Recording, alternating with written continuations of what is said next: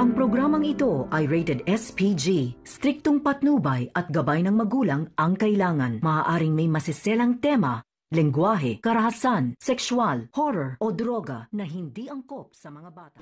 Pinarusahan ni Chief Espina itong grupo ni Bong na kung saan ito ay tinawag niya sa kanyang opisina.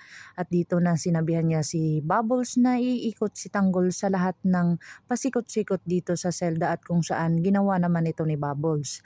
At nung nagawa na ni Bubbles ang kanyang termino kung saan itinanong siya ni Tanggol kung ano ang kanyang kaso na kung saan sinabi niya sa kay Tanggol na kung saan sumama sila na mag-boyfriend na kung saan nang-hold up sila ng kahit saan sang bangko at kung saan napuruhan itong kanyang boyfriend at dito na nga siya tumagal sa selda at kung saan siya ang nagbabayad ng lahat ng kaso nila at hindi na yata siya makakalabas at dito na siya tatanda.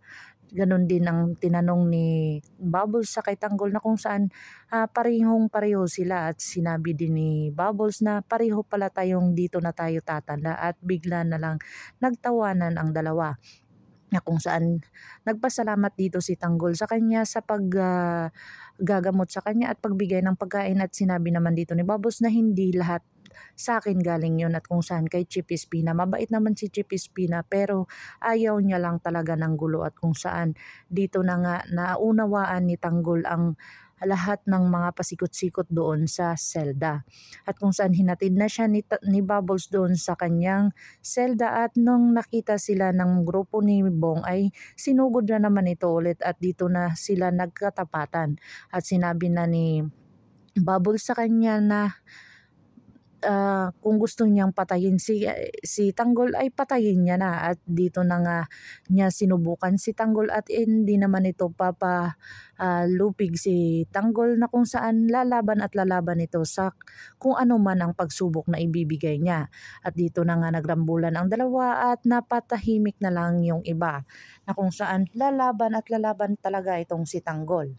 Masayang-masaya si Mokang nakasama itong si Ramon na kung saan ini-enjoy nila ang kanilang honeymoon at dito na sinabi ni Ramon sa kanya na gusto niyang bumalik ng pag-aaral at ibibigay ni Ramon iyon. Lahat ng gusto niya sa buhay ay ibibigay ni Ramon na kung saan ito nga ang dahilan bakit siya pinakasalan ni Ramon. Hindi ayaw ni Ramon na bumalik sa dating buhay itong si Mokang. Gusto niya ay makaka-level ito sa kayamanan niya at kung saan kung anong meron siya at ganun din ang kay Mokang. Nginit sa kalaman ni Mokang na ito pala ang kanyang pamilya ay may ginawang kabalastugan doon sa mansyon na kung saan itong kapatid niya si Edwin ay pumasok sa isang lugar na hindi naman pwede. At dito na nga nahuli ng tauhan ni Ramon na kung saan ito ay sinumbong kay Olga at saka sa kanyang papa na kung saan sinabi ng kanyang papa na pakawalan at doon na sinabi ang katotohanan na andito kayo, respeto naman kasi kung ako din sa kalagayan nyo, kung andun ako sa inyo ay re-respetuhin ko din kayo. At doon naman naiintindihan ng papa at mama ni Mokang at itong talaga si Edwin ay talagang maraming pasikot-sikot itong ulo nito na kung saan gusto niyang malaman kung bakit marami siyang gustong tanong or matuklasan dito sa mansyon na ito. At dito na lang nanghingi ng pasensya ang tatay ni Mokang sa kay Don Julio. Kilig na kilig naman ang mga kasamahan ni Mokang na kung saan ipinakilala niya itong si Tanggol.